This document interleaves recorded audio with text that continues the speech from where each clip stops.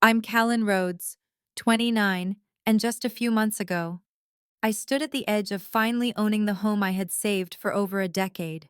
I tracked every dollar, skipped every luxury, and quietly built a $390,000 nest egg while everyone else thought I was just being overly cautious. Then I opened my account and saw the balance zero.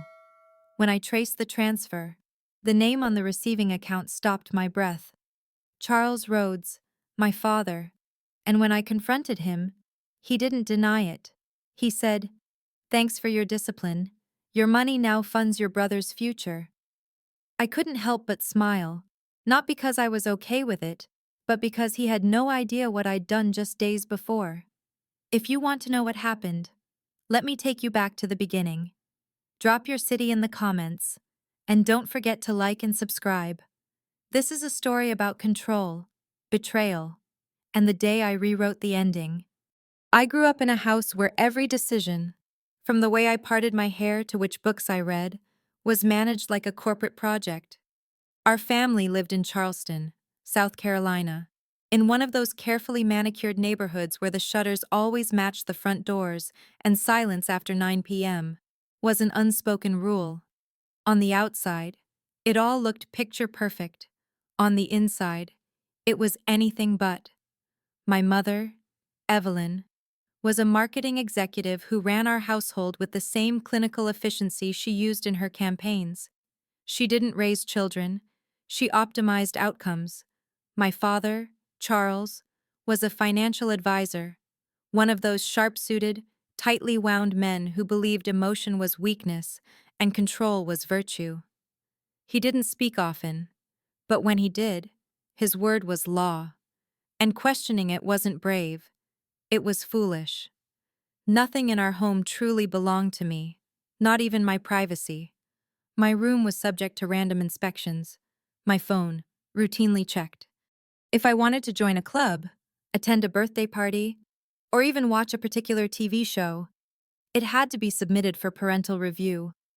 "We're only looking out for your future," my mother would say, adjusting the collar of my uniform shirt with hands that felt more corporate than maternal.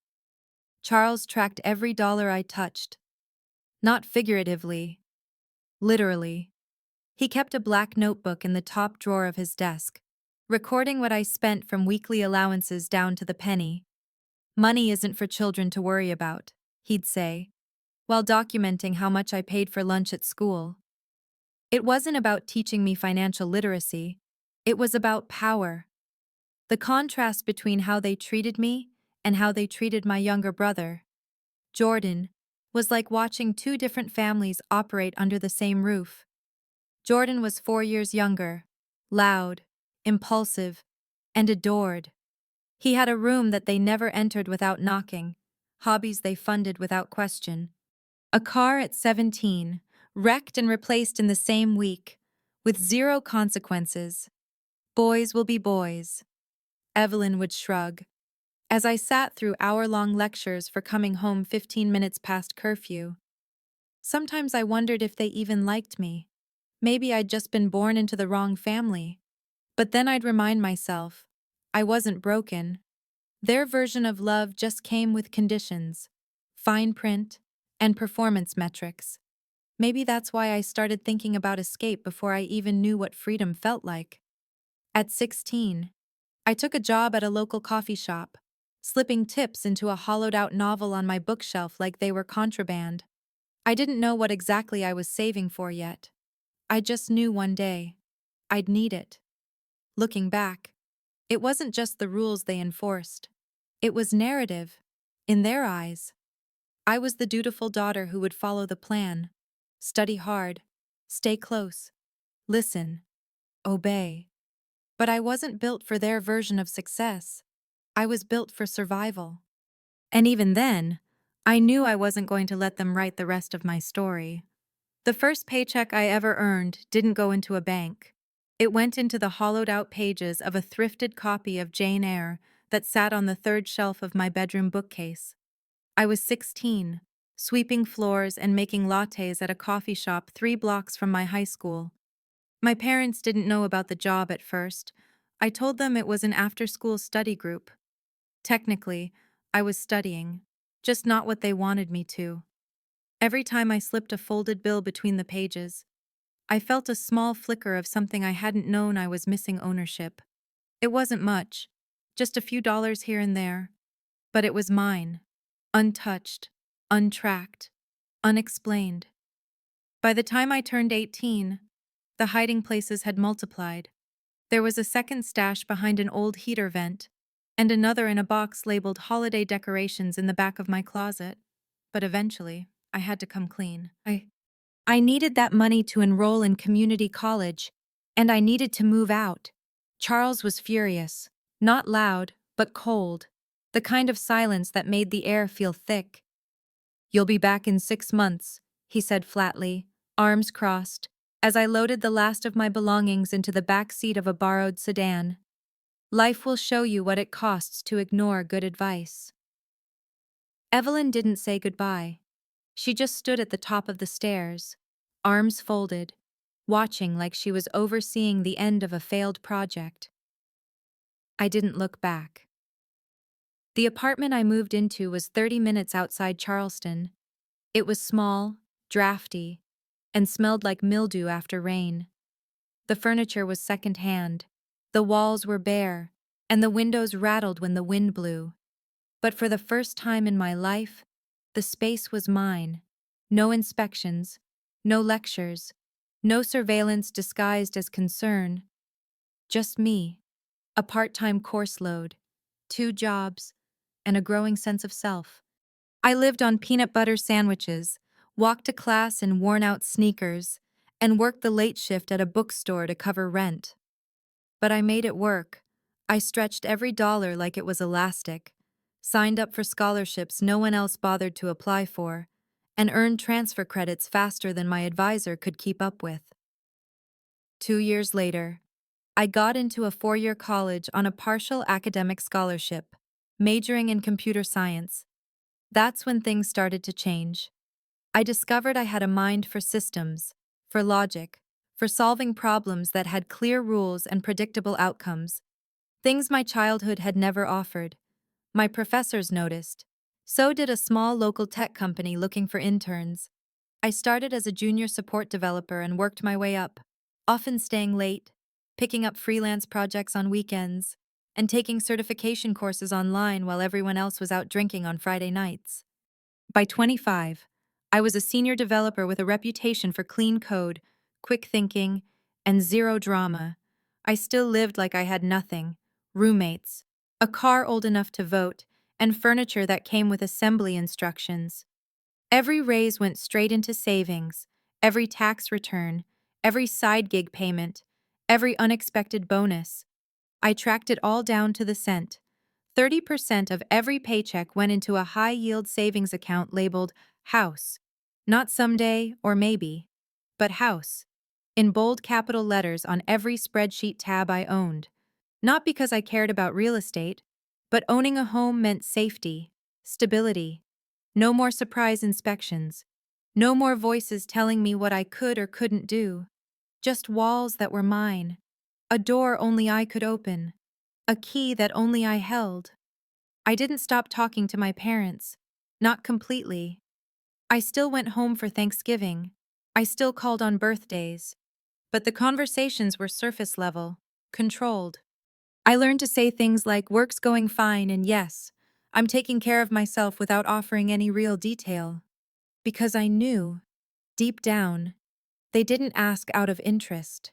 They asked out of habit, out of a need to maintain a version of me they could still manage. But I wasn't that version anymore.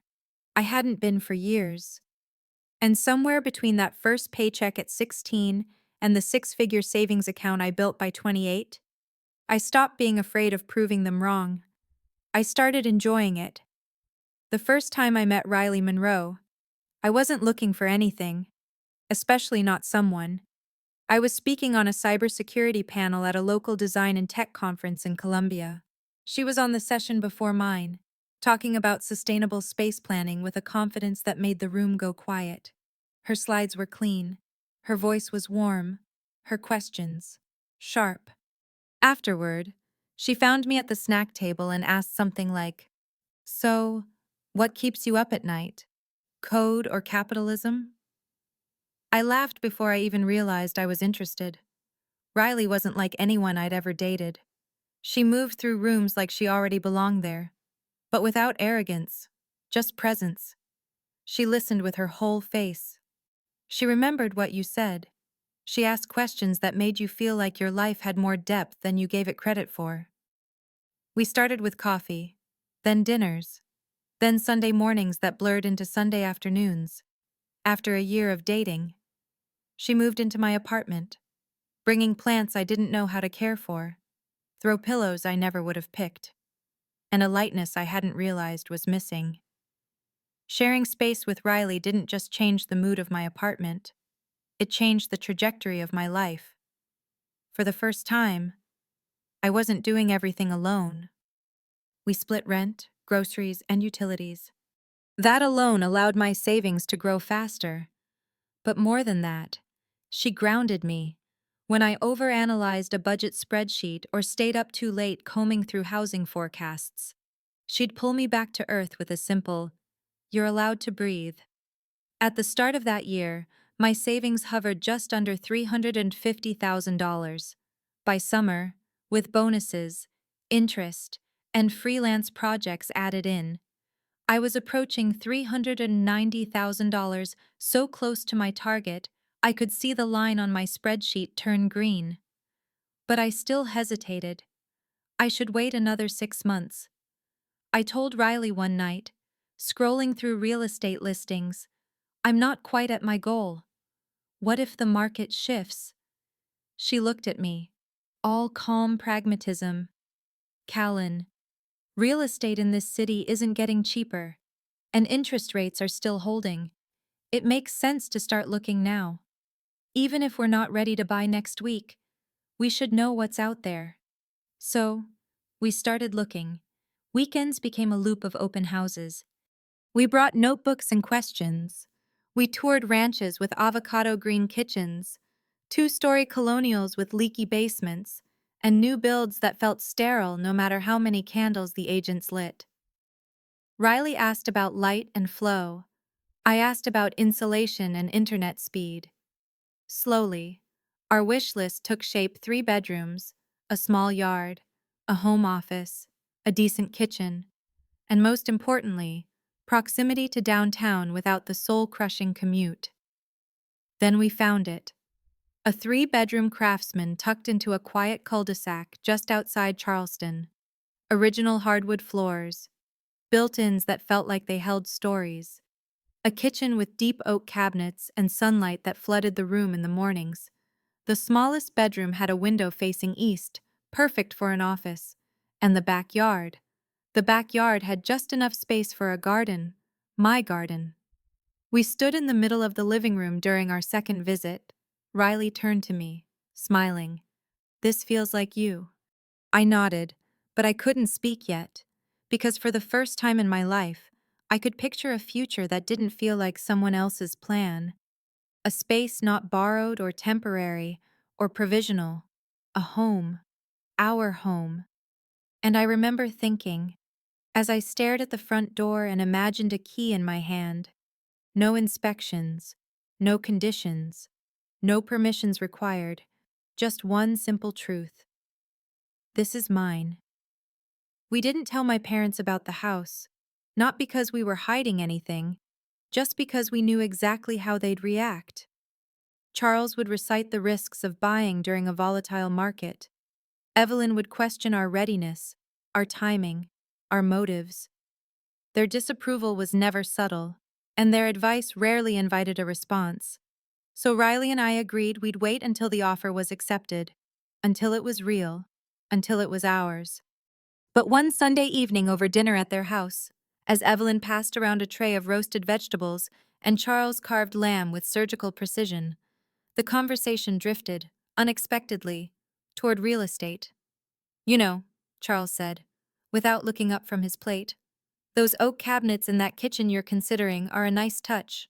Custom, I'd guess." I froze, fork halfway to my mouth. Riley's gaze met mine across the table, sharp and questioning. I hadn't told them about the cabinets. I hadn't told them about the kitchen at all. I hadn't even told them which house we were leaning toward. There were no public listings of the exact model, just a handful of photos Riley and I had discussed privately, on my laptop, in our apartment. How did you know that? I asked, as casually as I could manage. Charles looked momentarily off balance, just for a flicker. Then he straightened. You must have mentioned it on the phone last week. I hadn't. I was sure of it. I knew exactly how careful I'd been, how deliberately vague, but I let it go, or tried to.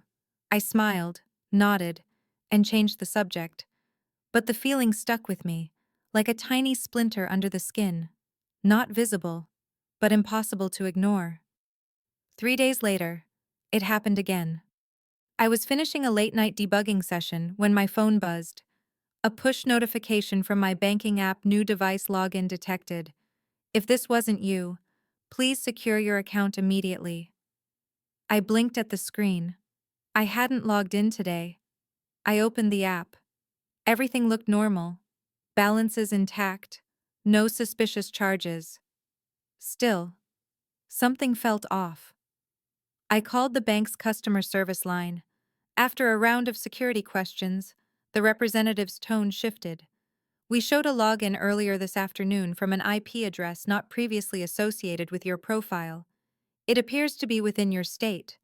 Would you like us to lock the account and issue new credentials? I hesitated. Were there any changes made? No transactions or updates to settings. Just access. I requested a password reset and logged out of every device. But even as I closed the app, my thoughts wouldn't stop spinning. Maybe it was me. Maybe I'd forgotten about a login on my work computer. Maybe I'd accidentally triggered something while checking interest rates.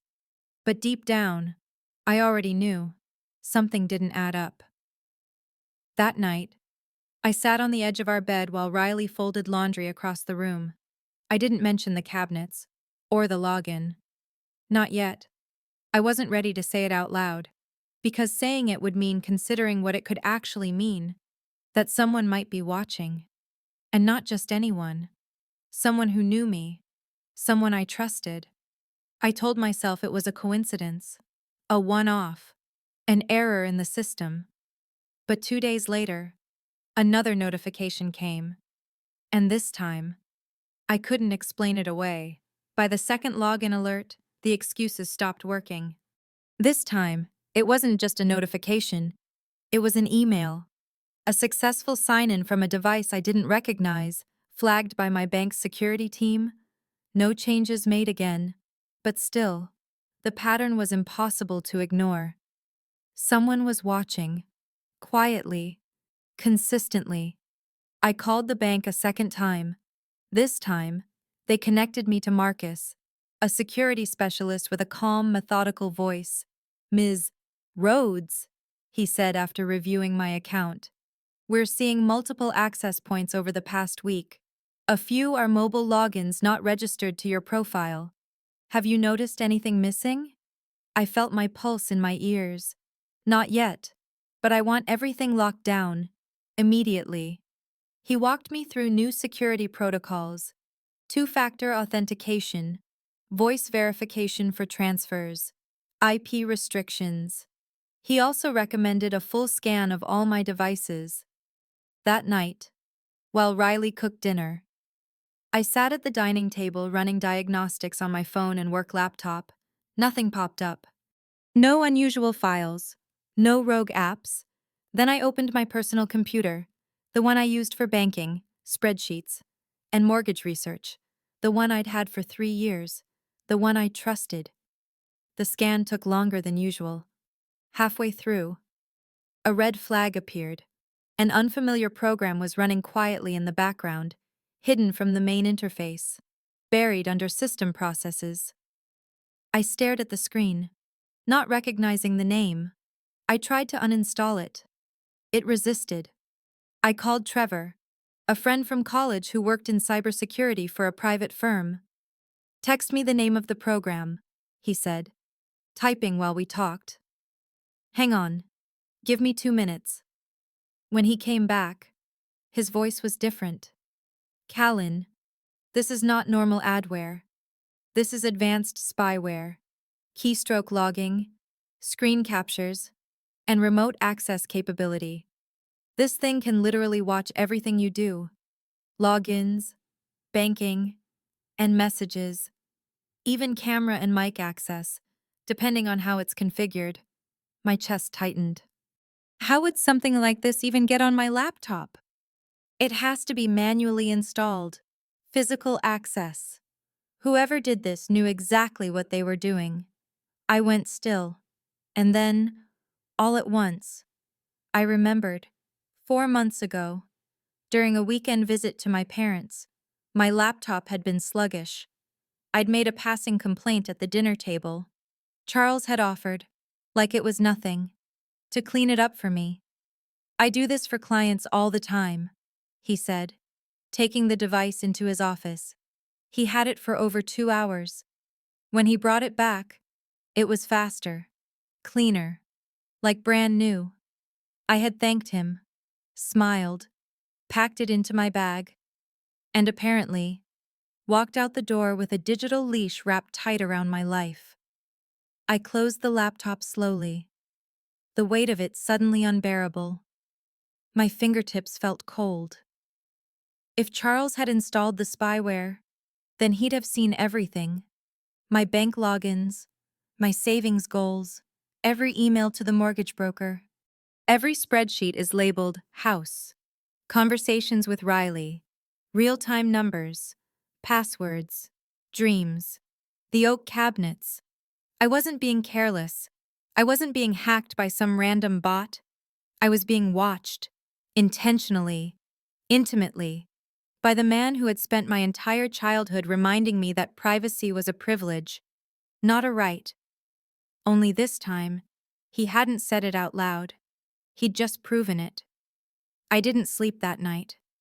I lay in bed with my eyes open, listening to the low hum of our refrigerator, the creak of the ceiling fan, the world still moving while my own axis had quietly shifted. Riley slept beside me, unaware of the quiet storm building inside my chest. I didn't tell her yet. I needed confirmation. I needed proof that the worst-case scenario, unspoken but circling like a hawk, wasn't real. By morning, I couldn't wait any longer. While Riley brewed coffee, I took her tablet, logged out of everything, and opened the secure browser. My hands were shaking as I typed in the name of the bank, as I entered the layers of authentication Marcus had helped me set up.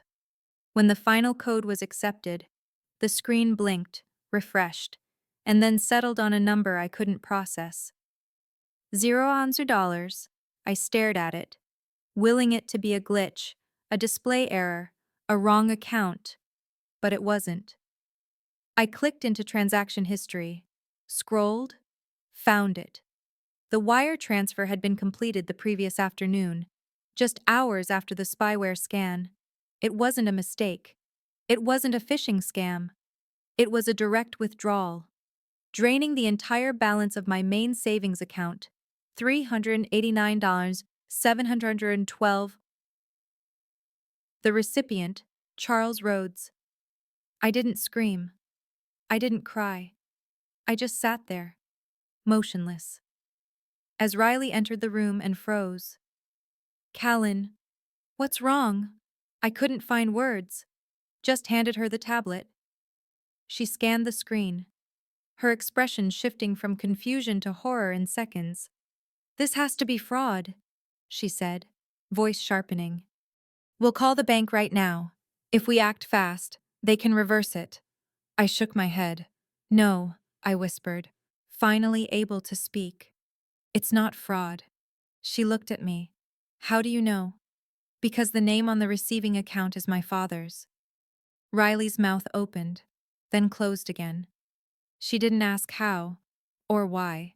She just sat down beside me, and for a long moment, we stared at the screen together, at the void where nearly a decade of sacrifice used to live. 10 years. 10 years of working late, skipping vacations, buying clothes secondhand, eating leftovers, and saying no when everyone else said yes. All of it gone, in a single transaction. I stood up slowly, like someone waking from anesthesia. My legs were numb. My breath is shallow. I need to call them, I said. I dialed Charles first. No answer. Then Evelyn. Voicemail. I sent a text emergency. Call me back now. Nothing. I emailed them both, personal and work addresses. Subject line in all caps. Urgent. Please respond. Still nothing. I paced the apartment for hours, phone in hand, waiting for the screen to light up, hoping, somehow, that there was an explanation, a misunderstanding, a reason that didn't involve betrayal. But the silence was louder than any admission. And somewhere between the third voicemail and the seventh unanswered message, the shock inside me hardened into something else. Resolve. If they thought I would disappear quietly, they didn't know me at all. By the next morning, after a sleepless night and a dozen ignored messages, I stopped waiting for an explanation. I didn't need one. I needed to see them, face to face, with nowhere to hide behind silence or excuses. I'm going over there, I told Riley, pulling on my jacket. I'm coming with you, she said without hesitation. But I shook my head. I need to do this alone. The drive to Charleston felt longer than it should have. The sun was bright, the streets quiet, and the neighborhood hadn't changed. Same trimmed hedges, same perfect shutters. The same American flag was hanging from the porch like nothing had happened. But everything had. I parked behind Charles's silver sedan and stood on the brick path for a long moment before ringing the bell. My mother answered. Her expression shifted. Surprise. Then something else. A mask sliding into place. Callen, she said calmly, stepping aside. This is unexpected. We usually do Sunday dinners, not Tuesday drop-ins. Is Dad home in his study? Her voice was light, controlled. I didn't respond. I walked past her down the familiar hallway to the double doors of his office. I didn't knock. Charles looked up from his computer, removed his glasses, and offered a bland smile. What brings you by on a weekday? I closed the door behind me and said, simply, I know what you did. He blinked, but didn't flinch. You'll need to be more specific. $390,000 transferred from my account yesterday. The spyware you installed on my laptop. The fake concern. The silence. A flicker crossed his face.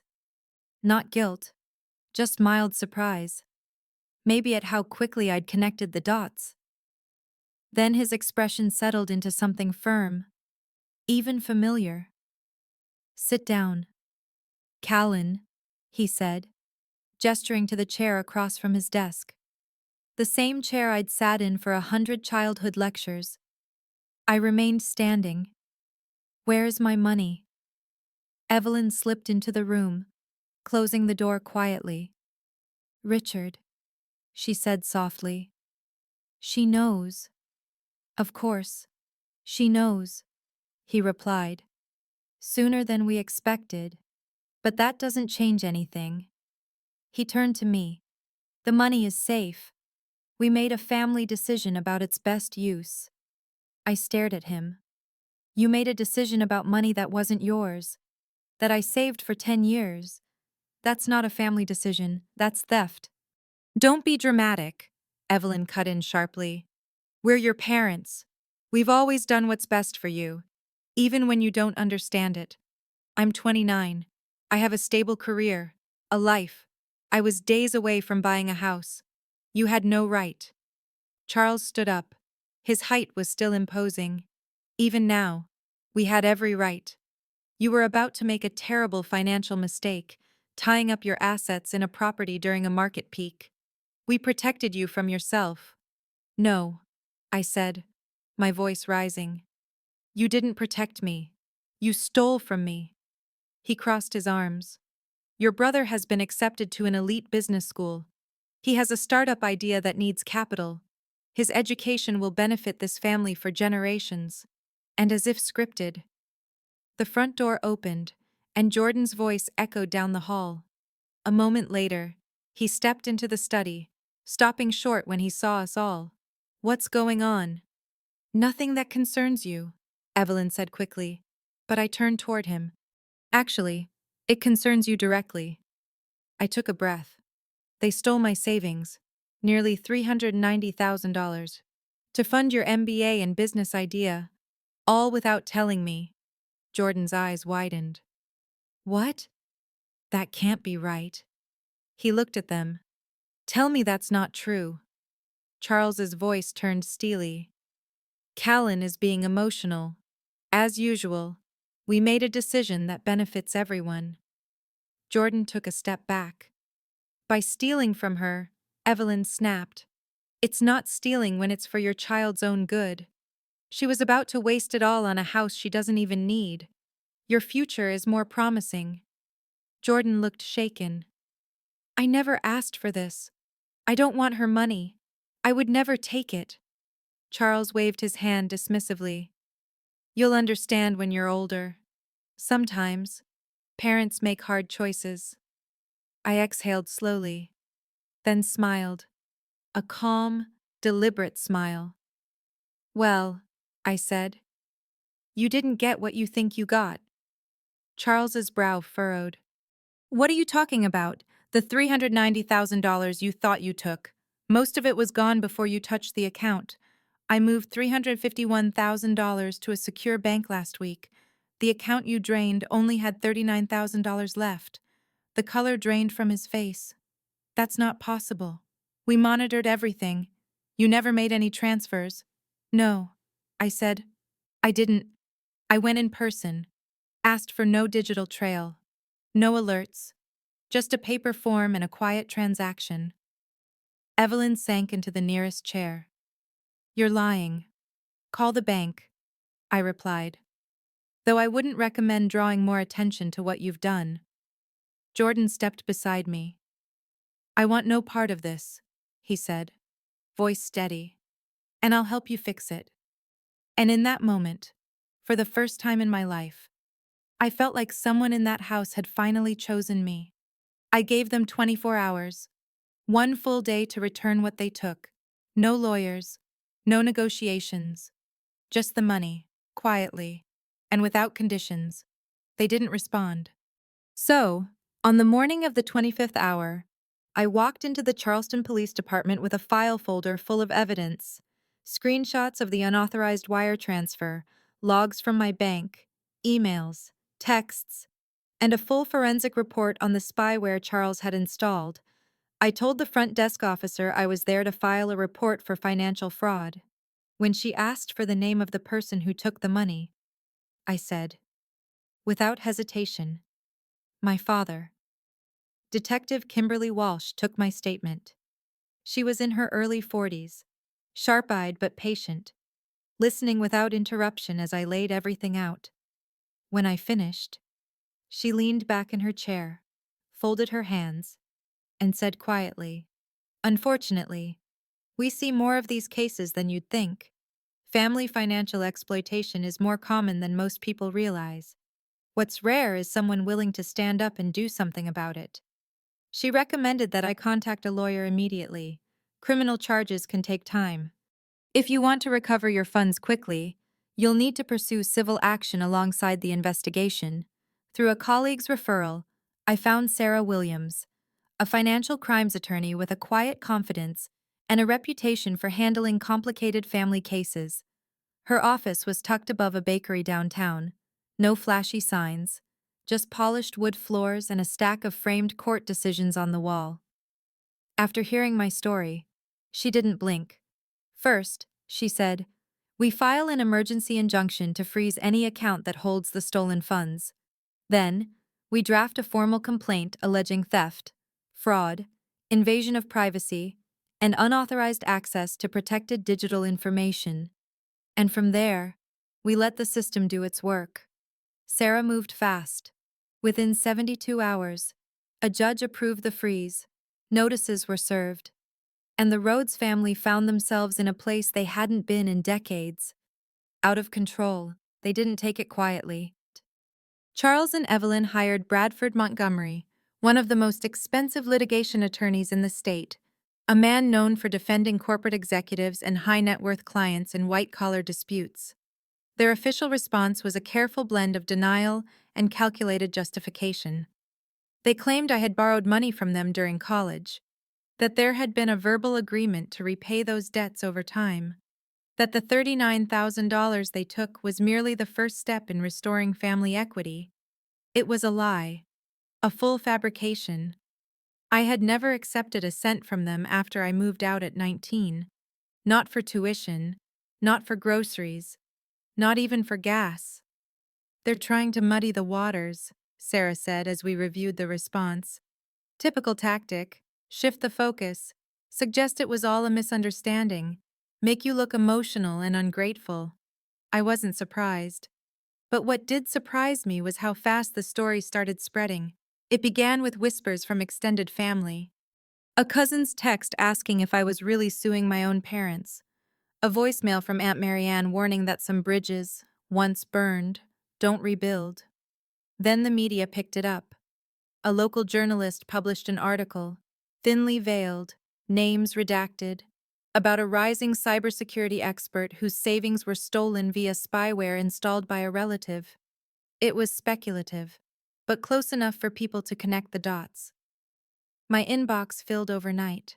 Friends, former coworkers, even strangers. Some wrote to offer support, others questioned my motives, and a few people I hadn't spoken to in years took it upon themselves to remind me that family comes first. But what none of them understood was this family didn't come first when they emptied my account. It didn't come first when they watched my every move from behind a screen. It only came first when I started fighting back. And for the first time in my life, I wasn't backing down. Preparing for court felt like preparing for war, except the battlefield was carpeted, and the weapons were words, documents, and the steady hands of people who believed me. Sarah was relentless, her first priority evidence, and not just digital trails, but human testimony. She wanted voices, credible, direct, unshakable. The first came from Jordan. I was hesitant at first. He'd already said he wanted no part of what our parents had done, but stepping into a courtroom, under oath, to speak out against the very people who raised you, that was a different kind of courage. Still, when Sarah reached out, Jordan didn't hesitate. He scheduled a meeting, sat down across from us in Sarah's office, and said, "Tell me what you need." His statement was thorough, signed, and notarized within the week. He confirmed he had never asked for my money, never consented to their plan, and had no prior knowledge of the spyware or the transfer. But then he paused, glanced at Sarah, then at me. "There's something else." He took a breath. After Callen found out, our parents came to me with an offer, $50,000 up front, to help launch the business. But it wasn't really a gift. It was hush money, Evelyn said. "It's better if this stays within the family." I told them no, and they said if I sided with Callen, they'd pull my tuition funding. He looked down for a moment. "They did." I swallowed hard. "Why didn't you tell me sooner?" "Because I was trying to protect you." But then I realized, that's what they always say, and all it ever protects is them. His words hit harder than he knew, and in that moment, something between us healed. We were no longer sister and brother, stuck on opposite ends of our parents' scale. We were two people choosing each other, finally, on our own terms. Sarah added his statement to the file. Next came the bank manager, Rebecca Lynn, the woman who had helped me transfer most of my savings to the secure account before the spyware attack. She confirmed in writing, and later in deposition, that I had come in person, expressed concerns about digital security, and requested that the transfer be done manually with no notifications. She was calm, Rebecca said. but deliberate, like someone who'd thought it through carefully. There was no pressure, no panic, just a woman protecting herself. Then came the digital forensics expert. Her name was Maya Chen, a specialist in corporate surveillance and personal cybersecurity. After analyzing my laptop and network activity, she traced the spyware's installation back to a single event. When Charles had possession of my device during that weekend visit, the program was installed locally, not remotely, she said. And the level of sophistication suggests intentional deployment by someone with technical knowledge. She detailed the capabilities: keystroke logging, screenshot capture, remote microphone and camera activation. This wasn't parental control software, she stated plainly. This was commercial-grade surveillance tech, similar to what's used in private investigations or corporate espionage. The judge took notes. The court reporter typed quickly. And I watched, silently, as the wall of denial my parents had built began to crack. The last piece of evidence wasn't a document or a witness. It was a choice. Jordan walking into court beside me on the first day of proceedings. He didn't sit with our parents. He sat behind me. And when he was called to testify, he told the truth. All of it. The favoritism, he said, the pressure, the attempt to buy my silence. I was their son. But Callen was always the one they tried to control. He looked straight at the judge. They crossed a line, and they can't take it back. And in that moment, it wasn't just my voice telling the story anymore. It was ours. The courtroom was smaller than I expected. Pale wood, humming fluorescent lights, and worn-out benches that creaked under the weight of history. Nothing about it looked dramatic, but everything about it felt final. Sarah and I sat at the plaintiff's table, files neatly stacked, our case built brick by brick over weeks of sleepless nights and quiet resolve. Across from us, Charles and Evelyn sat with Bradford Montgomery, polished and unreadable behind his designer glasses. They didn't look at me, not once. Judge Alvarez entered with measured steps and a gaze that missed nothing. Proceedings began. Sarah opened with clarity, calm, precision, and free of embellishment. She laid out the facts like stepping stones across a stream: the spyware, the unauthorized transfer, the fabricated debt, and the pattern of control. This is not a case about a misunderstanding, she concluded. It is a case about violation of privacy, of trust, and of financial autonomy. Montgomery followed with his version of the story. His voice was smooth, practiced. He painted my parents as concerned, misguided protectors. They acted out of love, he said, to prevent their daughter from making a catastrophic financial mistake. The intentions were pure, even if the execution was flawed. Then it was my turn. I took the stand with a quiet breath, sworn in under oath, and told the truth. About growing up in a house where privacy didn't exist. About the years of scraping together a future no one believed in. About watching the number in my savings account rise like a promise and vanish in a blink. I told them how it felt to be watched, unknowingly, by the people who were supposed to protect me. How it felt to realize they had not only stolen my money, but every illusion I'd held on to about what family meant. When Montgomery cross-examined me, he tried to rattle me, suggested my house plans were impulsive, that I'd been ungrateful, that I'd misunderstood my parents' intentions. I didn't flinch. They expressed opinions, I replied evenly, but they never asked for permission. They just took. That's not protection. That's control. Testimonies followed. Jordan, firm and unwavering. Maya, with her digital forensic evidence. Rebecca, the bank manager, confirmed everything I had tried to safeguard. One by one, they added weight to the truth I had carried alone for too long. Then, just before the second day ended, Montgomery approached the bench with a settlement offer: $39,000 in restitution, $20,000 for legal fees and emotional distress. In exchange, I'd drop the claims and agree not to pursue criminal charges. Judge Alvarez turned to me. Ms. Rhodes, do you accept these terms? I looked at Charles and Evelyn. For the first time, I really looked at them. They appeared smaller, not just physically, but in person. Their armor, quiet judgment, and parental superiority no longer held their power. I turned back to the judge. No, Your Honor, I don't. Sarah leaned in, whispering, Callen, this is a strong offer. I know, I whispered back. But I've spent my whole life being reasonable while they've rewritten the truth. I'm done negotiating my worth. The proceedings continued. On the third day, just before noon, Judge Alvarez delivered her ruling. In the matter of Rhodes v. Rhodes, she said firmly, this court finds in favor of the plaintiff. She paused. The defendant's actions constitute clear violations of privacy, unauthorized access to protected digital information, and financial misconduct. The court orders the full return of $39,000 plus $50,000 in punitive damages. Her gaze sharpened. Furthermore, a permanent injunction is granted, prohibiting the defendants from accessing the plaintiff's financial accounts, electronic devices, or personal data under any circumstances. Then she added, with unmistakable weight, parental status does not grant unlimited access. Ms. Rhodes has demonstrated admirable financial independence.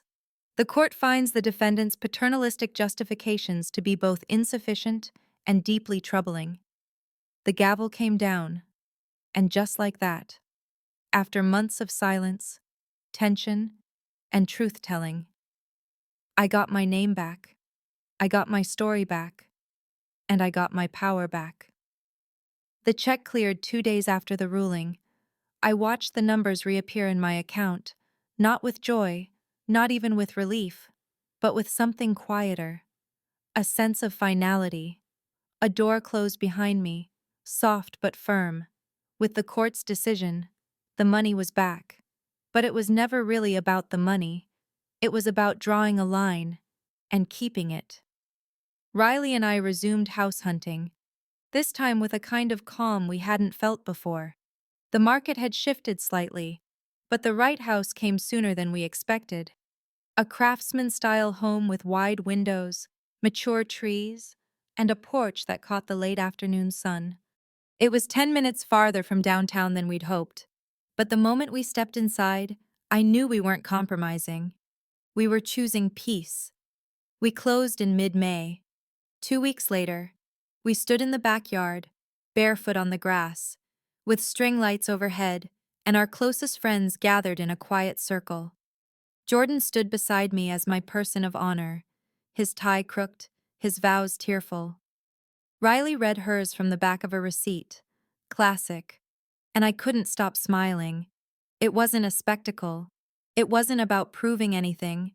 It was just ours. Entirely and beautifully ours. Jordan moved out of our parents' house shortly after the verdict. He found a small studio near his university and took on part-time work to cover what our parents had withdrawn. When I offered to help, he shook his head. I need to do this on my own, he said. For the same reason you did. We see each other more often now. Not just as siblings, but as adults who had survived something quietly corrosive and chose not to pass it on. Our parents didn't disappear, but their presence changed. There were attempts, of course. A housewarming gift arrived in the mail, an expensive wine opener set, accompanied by a note from Evelyn in her immaculate handwriting. We hope everything worked out for the best. Charles called once, on my birthday. He left a message about a great investment opportunity he thought I'd appreciate now that I had settlement money. I never called back. They weren't apologizing. They were rebranding, trying to retell the story as a misunderstanding, now resolved. But I'd already reclaimed the narrative, and I wasn't handing it back. I set boundaries, clearly, kindly, consistently. No unannounced visits, no conversations about finances, No revisionist history wrapped in holiday cards. Riley helped me hold that line. So did therapy. Because winning in court doesn't dissolve betrayal. It doesn't unbreak trust. But it does give you space. And space is where healing begins. Sometimes, I'd catch myself wondering if they ever felt sorry. Not just regretful that they'd been caught, but truly sorry for the breach, for the choice to steal, spy, and justify. But I stopped needing the answer, because this life, this home, this partnership, this quiet joy in the everyday, wasn't built on their permission. It was built on everything they tried to control and failed to contain. I no longer needed their validation. I had my own. And it was more than enough. I never set out to become a speaker. I wasn't looking for a stage. I wasn't chasing applause. But when a professor at the local community college asked if I'd be willing to talk to her students about digital privacy and personal finance, I said yes. It was just a small classroom, 20 chairs, a projector that flickered, and a few curious faces scribbling notes. I told them about passwords and firewalls, but somewhere along the way, I told them the truth too, about what it feels like when trust is broken from the inside, when control wears the face of love, when survival means learning to lock down not just your accounts, but your boundaries. Afterward, a young woman waited until everyone else had left to speak to me. Her voice was quiet. Her eyes didn't quite meet mine. "That's my dad," she whispered. "He controls everything."